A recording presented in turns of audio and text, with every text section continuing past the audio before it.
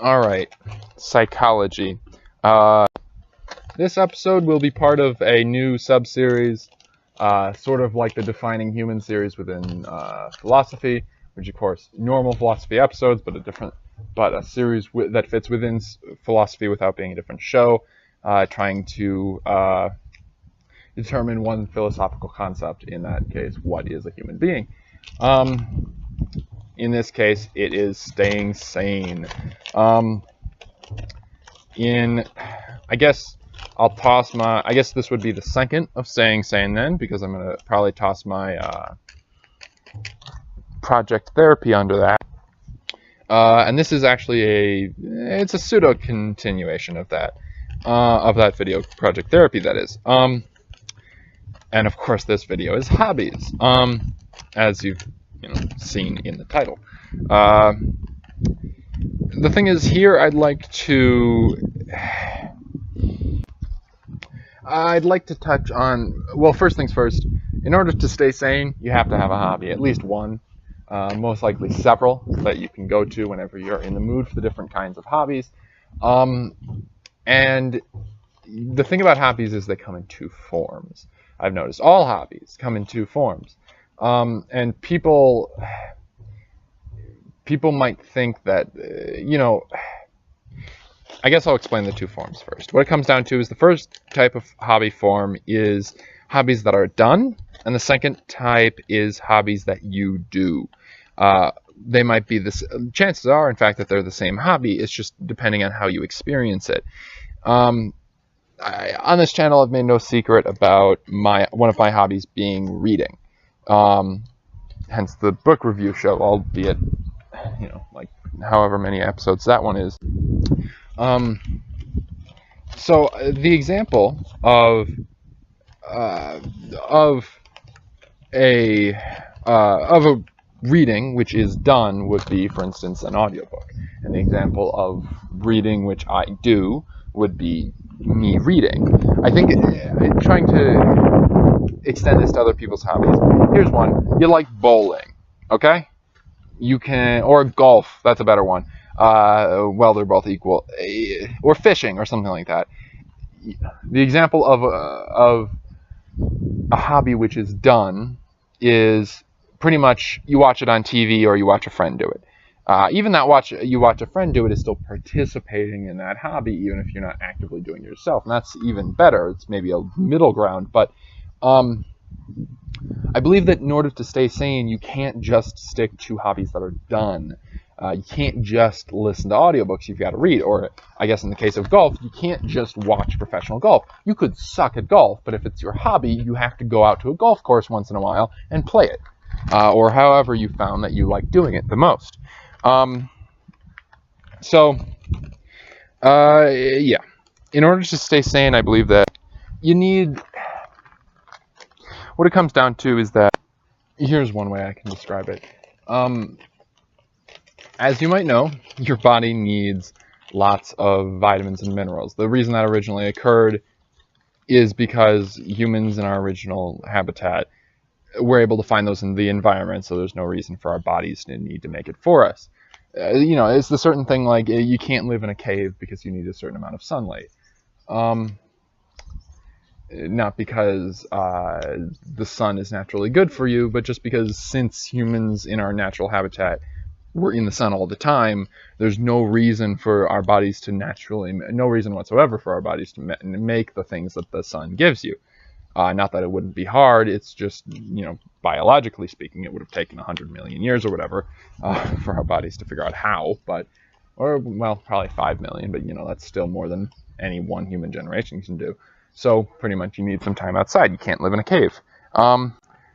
Elsewise you get depressed and you get things like scurvy. As for your sanity, as for your mental health, I think that it is reasonable that you would need the vitamins and minerals of your mind. And what are those vitamins and minerals? I believe that at least one, and I'm going to try and go over these in this Staying Sane series. What are the vitamins and minerals of your mind? But one thing is that I'm gonna try and describe all of the minerals that I think a lot of them anyways, that your mind needs. Your mind, like your body, needs a lot of stuff. Go look up the vitamins and minerals you need. I think like some sort of federal organization, Ministry of Health or something like that. It gives a list, and it's like 50 things. Most of them are in really tiny doses. But the thing is, I think that one of the main things, at least, is satisfaction. And that's what I think your hobbies give you. Of course, a project would give you the same, or at least it would give you something similar, and I don't think you should ignore project therapy. You should still be doing projects, but you should also be doing your hobbies. You should also be doing the reading. You should also be going out and playing golf. You need interest as well, and watching someone play golf on TV will likely interest you, but it won't give you satisfaction, at least not in a large degree. That said, it's not to say that it totally can't, but you still have to do stuff. Like football.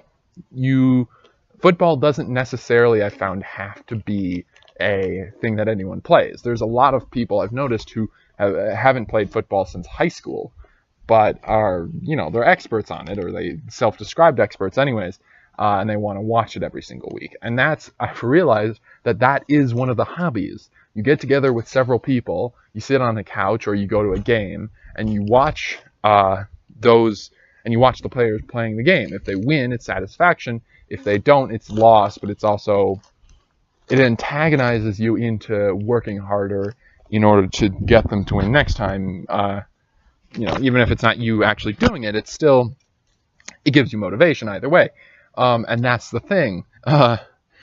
You need to go out and watch the game with your friends. You can't just, you can pull it up on your phone in like 2 seconds nowadays, but you still gotta go to the guys, whichever friend has the biggest TV's house, go there, sit on the couch with them, talk to them for a little while, and then watch the damn game, and then leave. You still gotta go out and do the thing. It's the social activity, which is its own hobby. And that is, I think, the key to that sort of hobby. You still have to do it. You can't just have it be done. You can't just open it up on your phone and be done with it. You have to go out and do the activities parts. You have to sometimes go to the games. You have to paint your face and do all the lucky dances so that your team wins. You have to do this stuff in order to keep to get your mental vitamins and minerals. You don't want mental scurvy, is what it comes down to. These psychology episodes usually aren't that long. This one's 8 minutes long. I guess that's what it comes down to. Do your hobby. Don't just experience your hobby. Hobbies, if you can. Your hobbies can be anything, honestly. I don't care if your hobby is watching ants. Just do what ants do. You gotta do your hobbies, not just experience them. I guess that's that. Enjoy the generalized outro.